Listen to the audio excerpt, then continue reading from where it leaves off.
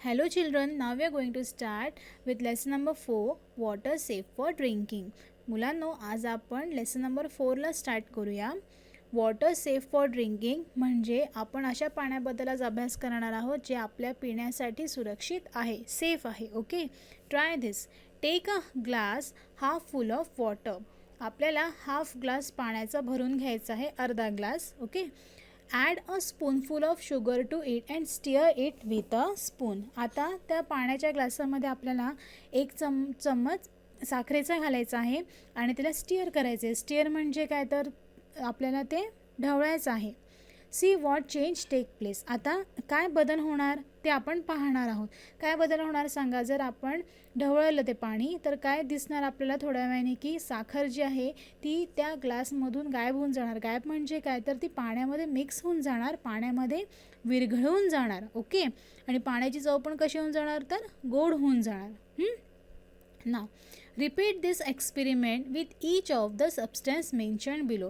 आता हा same experiment आपल्याला खाली काही पदार्थ दिले तर त्यांच्यासोबत हा करायचा आहे. तर आपण बघूया कोणकोणते पदार्थ दिले आणि त्यांच्यासोबत हा एक्सपेरिमेंट करायचा आहे. Wash the glass clean every time you take the next substance. बघा, प्रत्येक वेळेस जे तुम्ही नवीन पदार्थ मिक्स करणार पाण्यामध्ये, त्यानंतर ते पाणी फेकून द्यायचे, ग्लास स्वच्छ धुवायचं आणि परत नवीन पाणी घेऊन नवीन सबस्टन्स, नवीन पदार्थ जो आहे तो त्यामध्ये ॲड करायचं आहे. ओके, तर कोणते कोणते पदार्थ आपल्याला पाण्यात मिक्स करून बघायचे आहेत. म्हणजे आपण काय बघणार आहोत, की कोणते पदार्थ पाण्यामध्ये डिझॉल्व्ह होतात, डिझॉल्व्ह म्हणजे विरघळतात, आणि कोणते विरघळत नाही हे पाहणार आहोत. तर कोणकोणते पदार्थ आपल्याला दिले आहे आपण ते बघूया. पहिला आहे कॉमन सॉल्ट. कॉमन सॉल्ट म्हणजे तुम्हाला माहिती आहे तर आपलं मीठ, घरात आपण जे मीठ खातो जेवताना ते. हनी म्हणजे मध. वॉशिंग सोडा म्हणजे धुण्याचा सोडा. ओके, कपडे आपण जे पावडर वापरतो कपडे धुवायला, ओके, तर त्या पावडरमध्ये काय असतं, वॉशिंग सोडा. पावडर्ड ॲलम. पावडर्ड ॲलम म्हणजे काय, तर तुरटीचा चुरा. देन आहे सँड. सँड म्हणजे वाळू. Wheat floor. व्हीट फ्लोअर म्हणजे गव्हाचे पीठ. सॉडस म्हणजे लाकडाचा भुसा.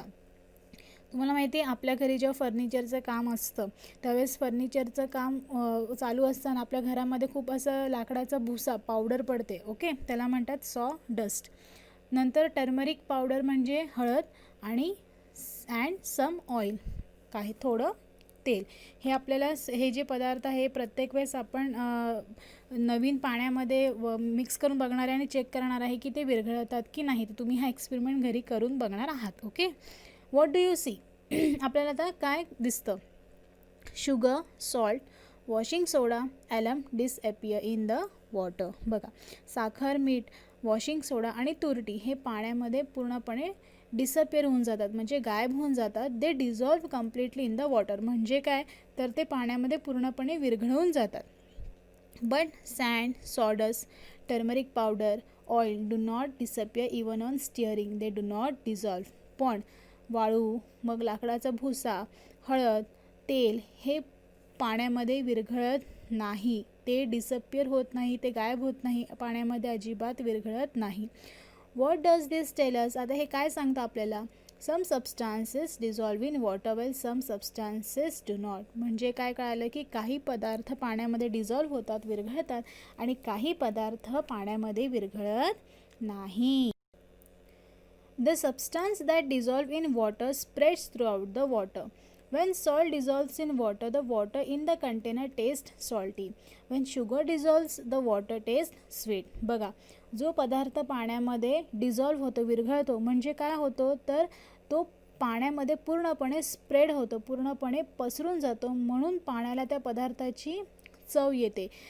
जेव्हा आपण पाण्यात मीठ घालतो त्यावेळेस पाण्यामधलं मीठ गायब होऊन जातं, ते पाण्यामधलं मीठ डिझॉल्व्ह होऊन जातं, विरघळून जातं पाण्यात, आणि मग पाण्याची चव कशी होऊन जाते, सॉल्टी म्हणजे खारट. आणि जेव्हा शुगर डिझॉल्व्ह होते पाण्यामध्ये, साखर जेव्हा विरघळते पाण्यात, तेव्हा पाण्याची चव कशी होऊन जाते, स्वीट म्हणजे गोड. अ new term, solution.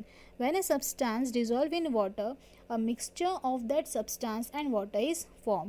This mixture is called the solution of that substance. बघा, सोल्युशन म्हणजे काय, व्हेन अ सबस्टन्स म्हणजे एखादा पदार्थ, डिझॉल्व्ह इन वॉटर म्हणजे एखादा पदार्थ जेव्हा पाण्यामध्ये विरघळतो, a mixture of that substance and water is form.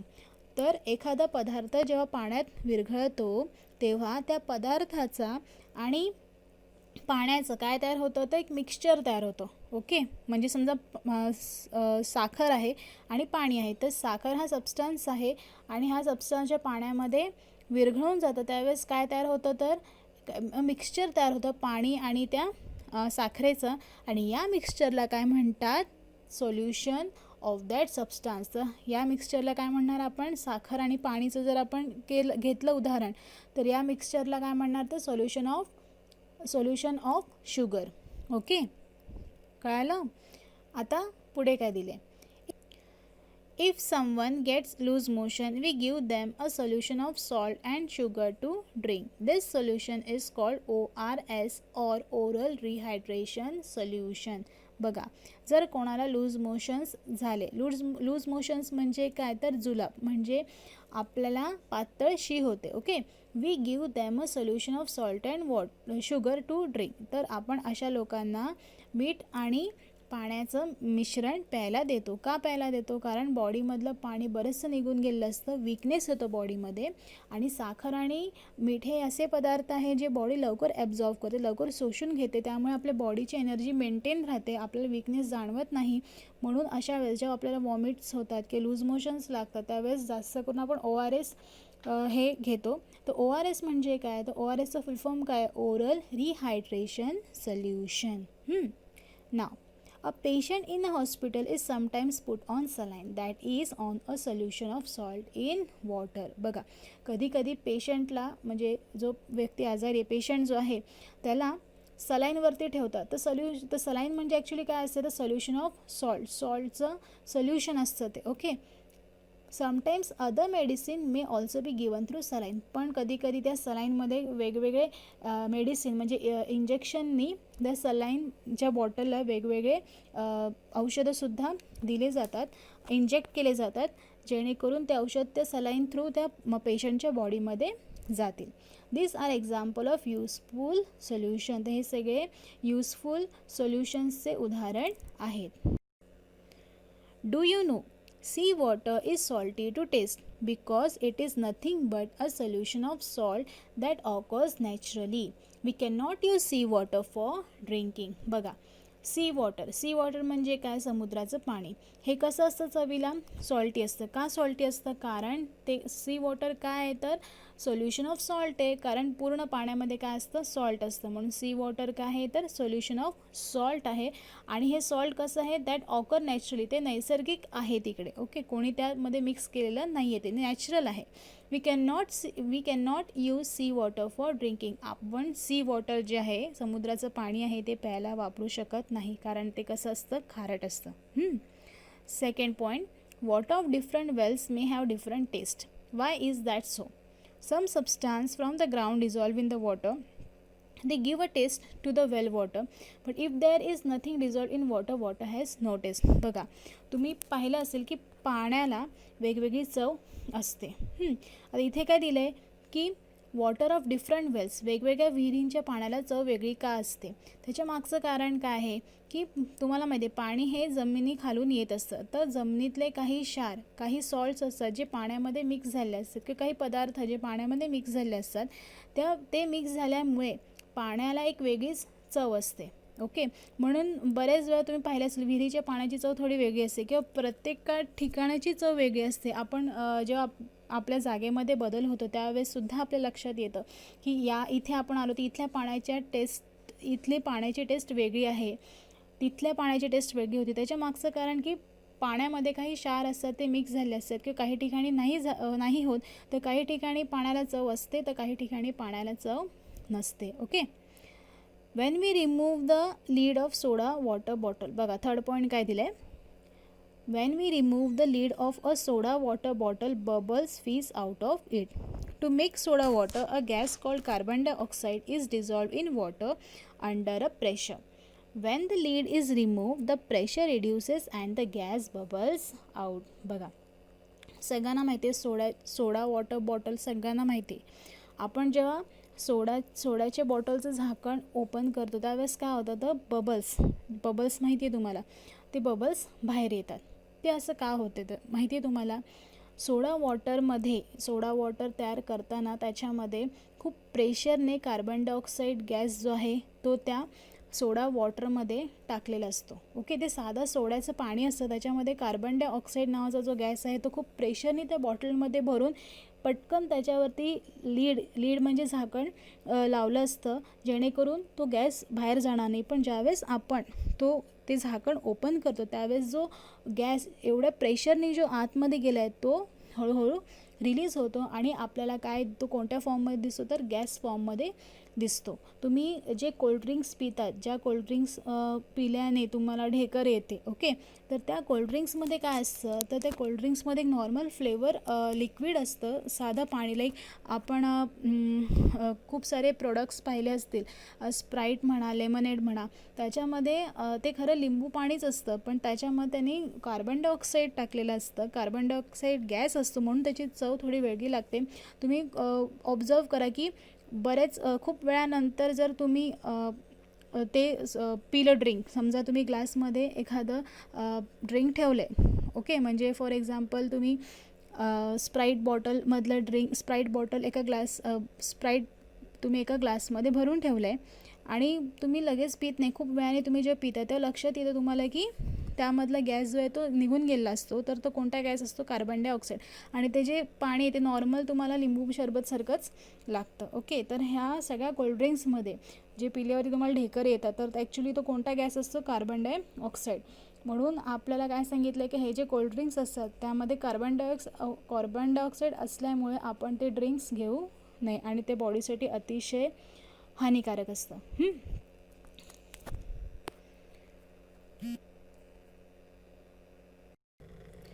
Try दिस. आता तुम्हाला परत एक एक्सपेरिमेंट सांगितले, काय ते आपण पाहूया. Fill a large container with water, collect the following articles. बघा, तुम्हाला आता एक कंटेनर घ्यायचं आहे. कंटेनर म्हणजे तुम्हाला माहिती आहे एक मोठं समजा एक भांडं घ्यायचं आहे. तर भांड्यामध्ये तुम्हाला काही वस्तू गोळा करायच्या आहेत. काय काय ते बघूया. फ्रॉम युअर कंपोस्ट बॉक्स, तुमच्या कंपोस्ट बॉक्समधून काही वस्तू घ्यायचे. काय तर एक प्लास्टिक रूलर म्हणजे प्लास्टिकची पट्टी, अन इरेझर, एक खोड rubber, a pencil, a sharpener माहिती आहे, पेन्सिल माहिती आहे तुम्हाला, अ रबर बँड माहिती आहे तुम्हाला, जे आपण केस बांधायला किंवा एखादी पिशवी पॅक करायला यूज करतो. कंपॉस म्हणजे तुम्हाला माहिती आहे जे मॅथ्सला आपण यूज करतो त्याला कंपॉस म्हणतात, जॉमेट्रीमध्ये यूज करतो ते. फ्रॉम युअर हाऊस, आता तुमच्या घरातून काय तुम्हाला घ्यायचं आहे. A steel spoon, a plastic spoon. बघा, 2 चमचे घ्यायचे आहेत, एक स्टीलचा घ्यायचा आहे आणि एक प्लास्टिकचा घ्यायचा आहे. सम ग्राउंडनट शेल म्हणजे शेंगदाण्याचे टर्फल, ओके. अँड आयर्न नेल म्हणजे एक खिळा, ओके, लोखंडाचा खिळा. अ स्क्रू माहिती आहे तुम्हाला. अ एक कॉईन घ्यायचं तुम्हाला, ओके, एक नाणं घ्यायचं आहे. फ्रॉम आउटडोर्स, बाहेरून काय गोळा करायचं आहे तर स्टोन दगड. लिटिल ट्विग्स म्हणजे काय तर लहान फांदे जे असतात, झाडांचे छोटे लहान फांदी जे असतात ते घ्यायचे आहेत. लिव्स म्हणजे पानं, सॉईल म्हणजे माती, okay. Put this things in the water and see whether each of them sink or float. आता हे सगळं तुम्हाला पाण्यात टाकायचं आहे आणि बघायचं आहे की काय फ्लोट होतं आणि काय सिंक होतं. फ्लोट म्हणजे काय तर काय तरंगतं, कोणत्या वस्तू तरंगतात आणि कोणत्या वस्तू पाण्यामध्ये सिंक होतात. सिंक म्हणजे काय तर बुडतात. व्हॉट डू यू सी, काय लक्षात येईल तुम्ही हा एक्सपेरिमेंट केल्यावरती. आता मुलांना हा एक्सपेरिमेंट तुम्ही प्रत्यक्षात घरी करून बघायचा आहे, तेव्हा तुमच्या लक्षात येईल की काय फ्लोट होतं, काय तरंगतं आणि काय पाण्यामध्ये सिंक होतं. द इरेझर म्हणजे इरेझर, खोड rubber, sharpener, steel spoon, nail, screw, stone, coin, the compass and the soil sink in the water while the other things float. बघा, खोड रबर, शार्पनर, स्टीलचा चमचा, खिळा, स्क्रू, दगड, कॉईन आणि कंपॉस हे सगळे काही पाण्यामध्ये बुडून गेले, सिंक झाले ते, आणि बाकीचे वस्तू तरंगले. काय कारण असेल सांगा बरं, का ते तरंगले? त्याच्या मागचं कारण, जे तरंगले ते पाण्यापेक्षा वजनाने कसे होते? हलके होते. आणि जे पाण्यात बुडाले ते वजनाने कसे होते? हेवी होते, ओके, जड होते, म्हणून ते पाण्यामध्ये बुडाले. What does this tell us? आता हे काय सांगतं? Some things float on water while some things sink in it. काही वस्तू पाण्यावर तरंगतात तर काही वस्तू पाण्यामध्ये बुडतात. The things that float are lighter than water. बघा, जे वस्तू पाण्यावर तरंगतात ते पाण्यापेक्षा कसे असतात, लायटर असतात, म्हणजे हलके असतात. The things that sink are heavier than water. आणि जे पाण्यामध्ये बुडतात ते कसे असतात, तर हेवियर असतात, म्हणजे जड असतात. ओके, म्हणजे पाण्यापेक्षा जड असतात. ना आता काय करायचं आहे, ट्राय दिस. टेक सम मडी water in a beaker, big beaker. If you do not find muddy water, then make some by adding some soil, pieces of dried twigs, straw, leaves, etc. to water. बघा, तुम्हाला गढूळ पाणी एका बीकरमध्ये घ्यायचं आहे. Beaker म्हणजे काय, तर तुम्हाला चित्रामध्ये एक काचेचा ग्लास दिसतोय. हा ग्लास लॅबमध्ये यूज करतात. ह्याला मराठीमध्ये चंचू पात्र असं म्हणतात, इंग्लिशमध्ये त्याला बीकर म्हणतात. ओके, तर तुम्हाला गढूळ पाणी एका बीकरमध्ये घ्यायचं आहे, मोठ्या बीकरमध्ये. पण जर तुम्हाला गढूळ पाणी नाही मिळालं तर काय करायचं आहे, थोडी माती घ्यायची आहे, पाण्यामध्ये मिक्स करायची आहे, आणि काही असे वाळलेले जे फांदे असतात छोट्या छोट्या ते टाकायचे आहे, काही गवत टाकायचे आहेत, काही पानं टाकायचे आहेत, असं पालापाचोळा थोडंफार पाण्यात टाकायचं आहे, आणि पाणी ते आपल्याला गढूळ घाण असं बनवायचं आहे.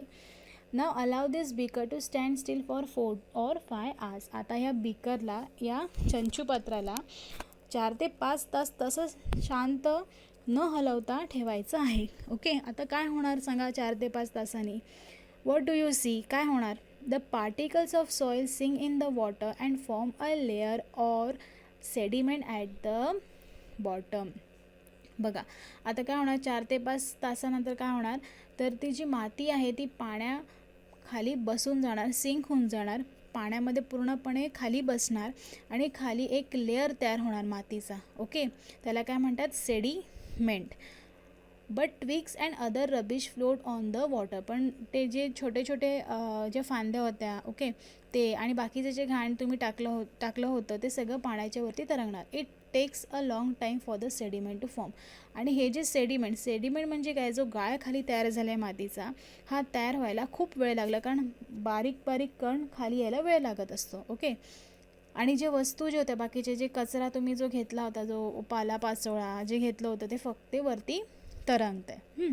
What does this tell us. आता हे तुम्हाला काय सांगतं, particles of soil are heavier than water, but because they are very small they take a long time to settle to the bottom of the water. Leaves, twigs etcetera lighter than water. बघा, आताच सांगितलं की particles of soil म्हणजे मातीचे कण खूप पाण्यापेक्षा वजनदार असतात, आणि ते खूप बारीक होते, म्हणून त्यांना खाली बसायला खूप वेळ लागला. पण जे लीव्स, ट्विग्स एक्सेट्रा जे काही कचरा होता तो पाण्यापेक्षा हलका होता, म्हणून तो पाण्यावरती तरंगत होता. ओके, आता लक्षात आले तुम्हाला हा एक्सपेरिमेंट. आता पुढे काय करायचं आहे पाण्याचं. Now the water appears much cleaner and transparent than it was. आता पाणी आधीपेक्षा थोडं क्लीनर म्हणजे थोडं स्वच्छ, ट्रान्सपरंट दिसते. ट्रान्सपरंट म्हणजे पारदर्शक, म्हणजे आरपार असं आपण बघू शकतो त्या पाण्यातून. ओके, इतपत ठीक आहे पाणी, एकदमही स्वच्छ पाणी झालेलं नाही अजून. आता काय करायचं, the process of allowing heavier particles to settle to the bottom of still water is called settling. बघा, ज्या प्रोसेसमध्ये आपण वजनदार कण जे असतात, जे जड कण असतात, त्याला आपण खाली बसायला देतो, त्या प्रोसेसला काय म्हणतात, सेटलिंग. बरेचदा बघा आपल्या घरी पावसाळ्यात म्हणा किंवा इतर वेळेस कधी गढूळ पाणी येते, तर आपण त्या पाण्याला हात न लावता तसंच ठेवल्यावरती एक 4-5 तासांनी लक्षात येईल की पाणी वरचं स्वच्छ दिसतं, आणि खाली पूर्ण मातीचा थर तयार झालेला असतो. तर ही प्रोसेस काय आहे, सेटलिंग आहे. विदाउट डिस्टर्बिंग द सेडिमेंट, पोर the water above it into 2 smaller beaker. Even though this water appears much cleaner than before, there are still some fine particles of soil and some rubbish floating in it. बघा, आता याच बीकरमधलं पाणी तुम्ही काय करणार आहात, तर दुसऱ्या 2 छोट्या छोट्या बीकरमध्ये हे पाणी ओतणार आहात. ओके, आता हे पाणी जरी तुम्हाला दिसायला स्वच्छ दिसते आधीपेक्षा, पण ते पूर्ण स्वच्छ नाही आहे. ते पाण्यामध्ये अजूनही बारीक काही मातीचे कण आहेत, आणि रबिश म्हणजे तो जो कचरा आहे तो अजून तरंगत आहे. Okay, now carry out the following experiment using this 2 beakers. Label them 1 and 2. आता बघा, 2 बीकरमध्ये तुम्ही मोठ्या बीकरमधलं पाणी ओतलेलं आहे, आणि त्यांना नाव काय द्यायचं, 1 आणि 2. आता त्याच्यावरती काय एक्सपेरिमेंट करायचं बघा. Try this. Take a piece of element, swirl it once in the water in the first beaker. Leave this beaker undisturbed for 2 or 3 hours. बघा आता पहिल्या बीकरमध्ये तुम्ही काय करणार आहे की ॲलम घेणार आहे. ॲलम म्हणजे काय, तुरटीचा एक तुकडा घेणार आहे आणि ते पाण्यामध्ये फिरवणार आहे तुरटीचा तुकडा, आणि त्या बीकरला, त्या चंचूपात्राला तुम्ही 2 ते 3 तास तसंच ठेवून देणार आहे, अजिबात न हलवता. What do you C?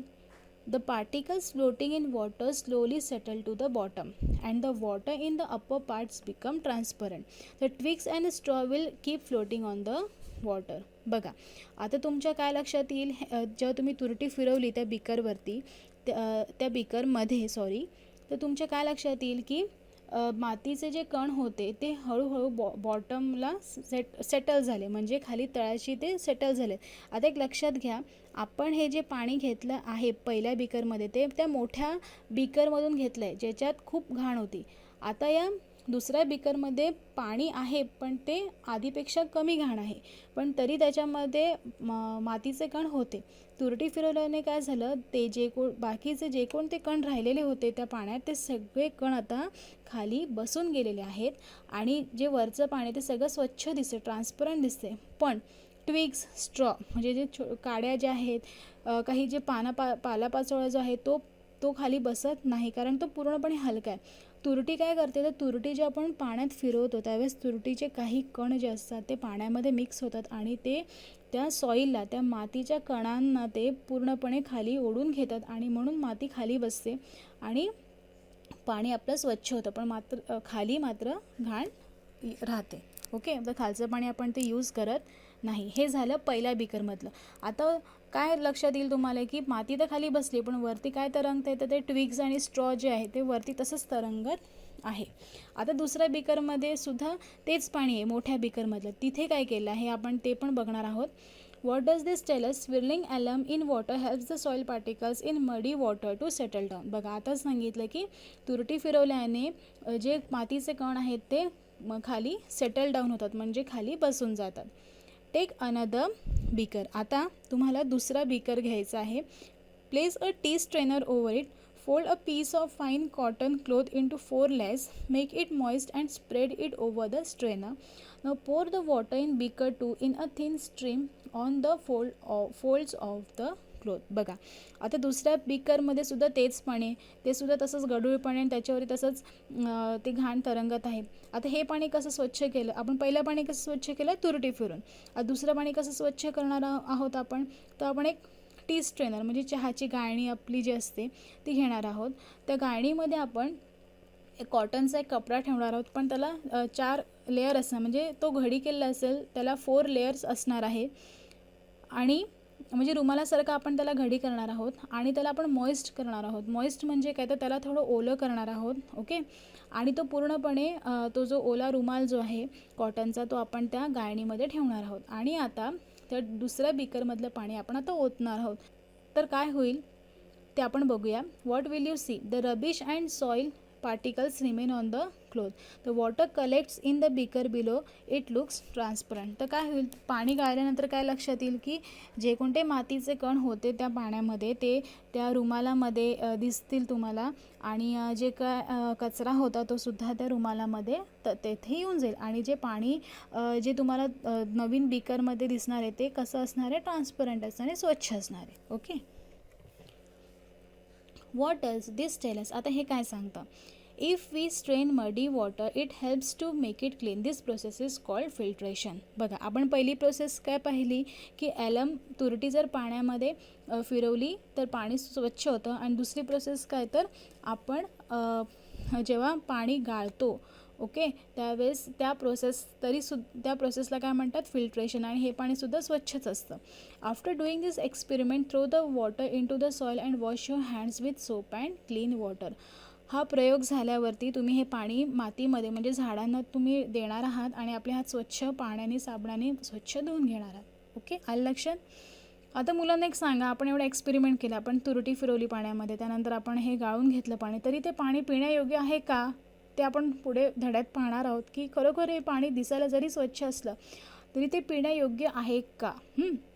A new term, potable water म्हणजे काय, water safe for drinking. Potable वॉटरचा अर्थ जे पाणी आपल्याला पिण्यायोग्य आहे, जे सुरक्षित पाणी आहे त्याला काय म्हणतात, potable water.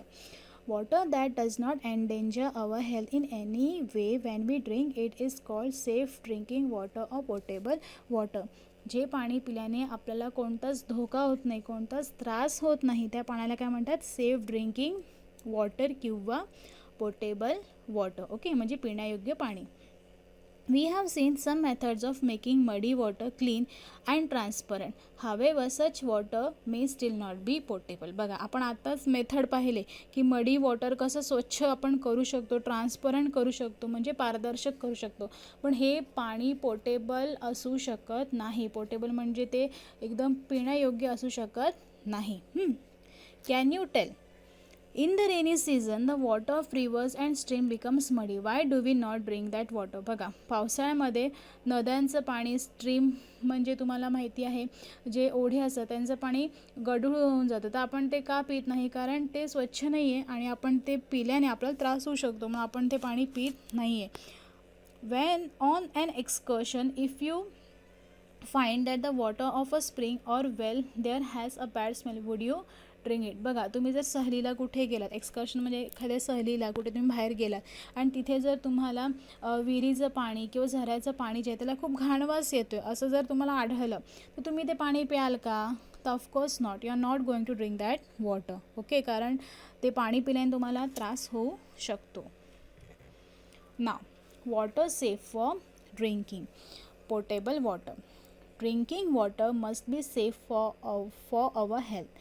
Pure water has no taste, smell or colour. बघा, ड्रिंकिंग वॉटर जे पाणी आपण पितो ते आपल्या तब्येतीसाठी कसं असलं पाहिजे, सुरक्षित असलं पाहिजे, सेफ असलं पाहिजे.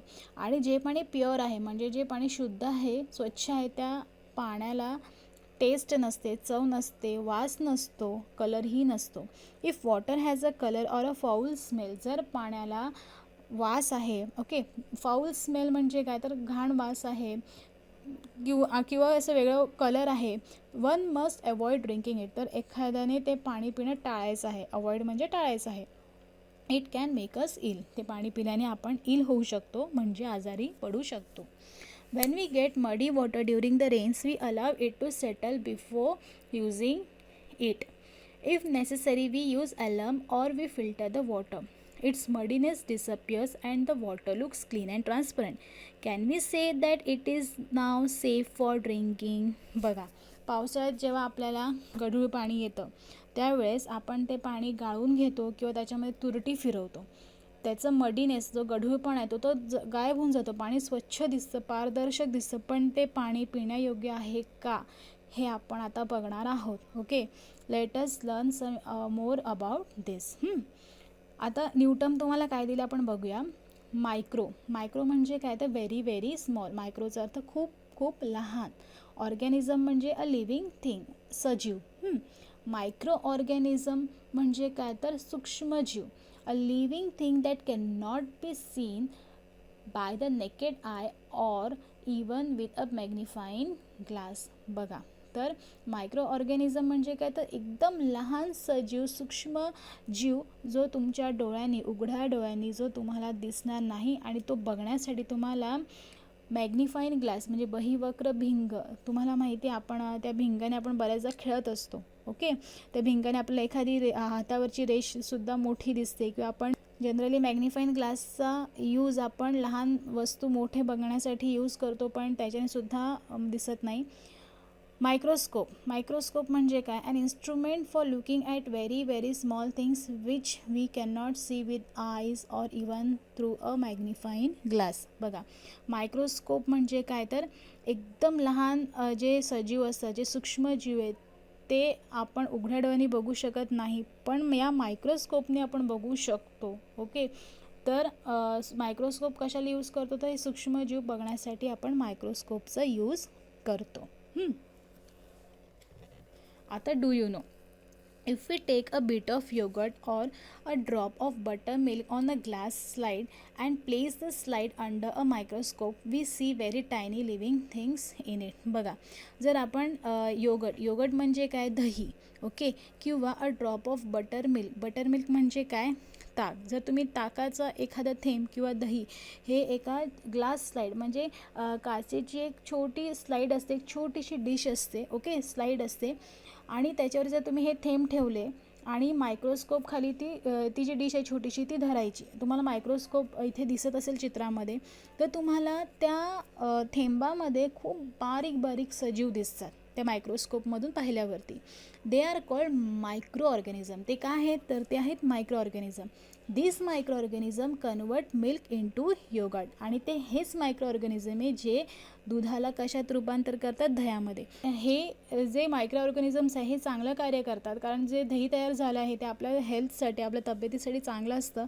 या मायक्रो ऑर्गॅनिझमना म्हणून काय म्हणतात, ते युजफुल मायक्रो ऑर्गॅनिझम, ते गुड मायक्रो ऑर्गॅनिझम्स आहेत, okay. But all microorganisms are not useful. Some microorganisms cause disease when they enter our body. They are said to be harmful microorganisms. पण मुलांना लक्षात घ्या की सगळे मायक्रो ऑर्गॅनिझम्स हे चांगले नसतात. काही मायक्रो ऑर्गॅनिझम्स जे असतात ते हार्मफुल असतात, म्हणजे ते शरीरासाठी अतिशय वाईट असतात, ते घातक असतात. ते जर आपल्या शरीरात गेले तर आपल्याला त्रास होऊ शकतो, okay. There are numerous kinds of microorganisms around us.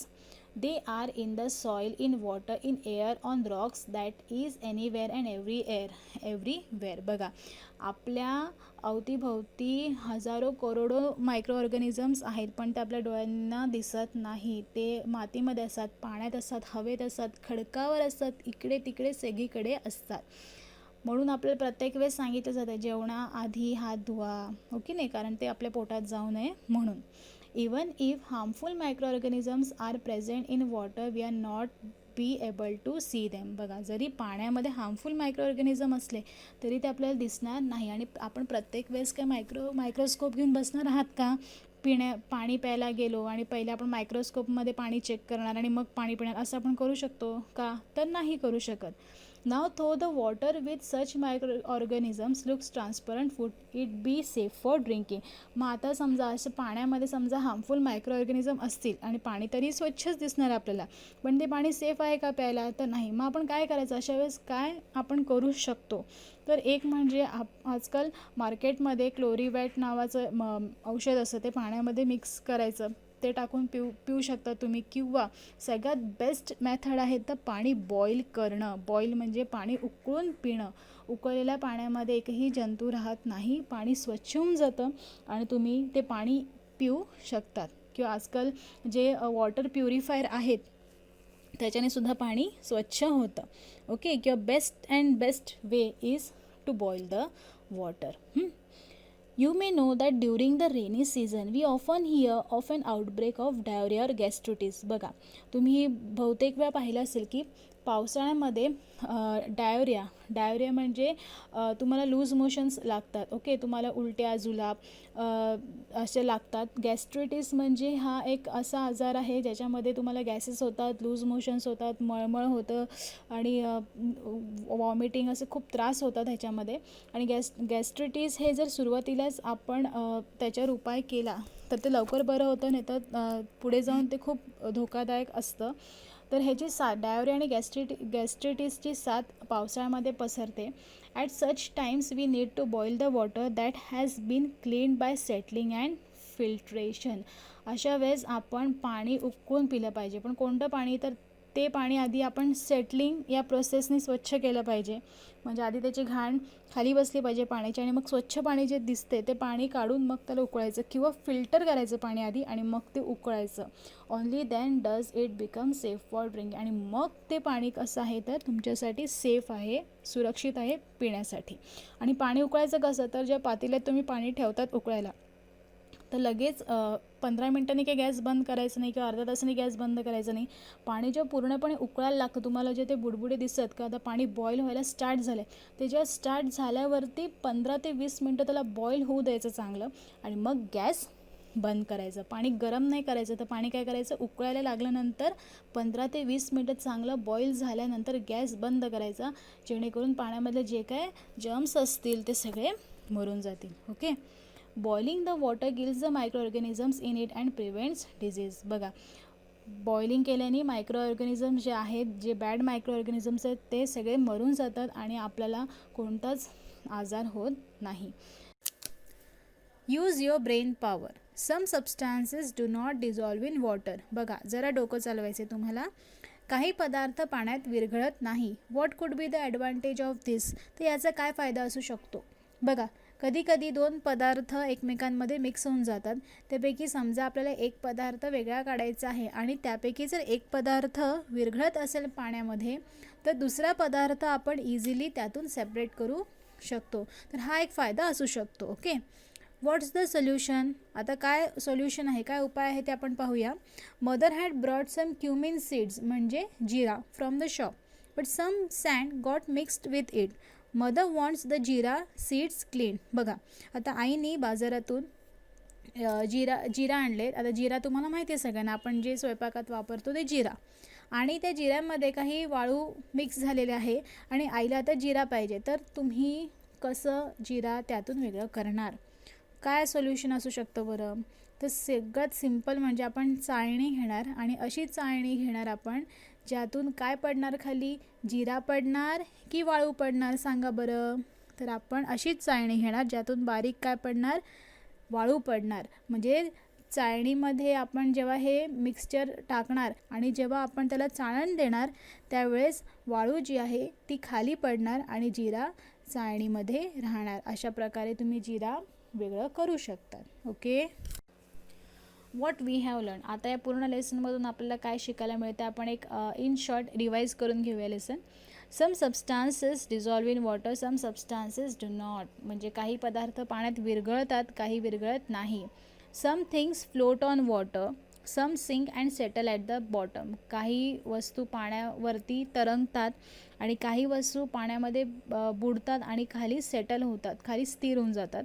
In order to obtain clean water, muddy water is allowed to settle. After settling, the water is cleaned further by sprilling alum in it or by filtration. बघा, जर आपल्याकडे गढूळ पाणी असेल तर गढूळ पाणीला आपण आधी सेटल होऊ देतो, म्हणजे त्याला शांत होऊ देतो, जेणेकरून सगळी घाण खाली बसेल. म्हणजे वरचं स्वच्छ पाणी आहे त्याच्यावरती आपण तुरटी फिरू, जेणेकरून अजून काही घाण असेल पाण्यातली ती खाली सेटल होईल, किंवा आपण जे वरचं पाणी आहे ते फिल्टर करू. ओके, म्हणजे त्याला म्हणतात फिल्ट्रेशन, म्हणजे गाळून घेऊ. आणि लास्ट पॉईंट आहे, even in clean transparent water micro organisms can be present. म्हणजे पाणी जरी स्वच्छ असलं, दिसायला पारदर्शक असलं, तरी त्याच्यामध्ये मायक्रो ऑर्गॅनिझम असू शकतात. It is necessary to have a safe water for drinking, so water must be boiled to destroy any micro organism in it. बघा, आता पाणी आपल्याला जे प्यायचं पाणी आहे ते आपल्याला कसं असलं पाहिजे, तर स्वच्छच असलं पाहिजे. म्हणून मग आपल्याला काय करावं लागेल, हे जे पाणी आहे ते बॉईल करावं लागेल, उकळून घ्यावं लागेल, जेणेकरून जे काय मायक्रो ऑर्गॅनिझम त्यात असतील जे आपल्याला पुढे जाऊन त्रास देणार आहे, तर आधीच ते डिस्ट्रॉय होऊन जातील, ते नाश होऊन जातील. Okay. Always remember, even such tiny living things like micro organism which are eyes can not see have great importance in our lives. बघा, काय लक्षात ठेवायचं आपल्याला, की जरी हे मायक्रो ऑर्गॅनिझम जे दिसायला अगदी लहान आहे, जे डोळ्यांनीसुद्धा दिसत नाही, त्यांचा आपल्या आयुष्यामध्ये, आपल्या लाईफमध्ये खूप मोठा रोल आहे. ओके. इथे हा लेसन संपलेला आहे. तुम्ही हा लेसन रीड करणार आहात आणि हार्डवर्ड्स जे आहेत तुम्हाला दिलेले ते लर्न करणार आहात. ओके.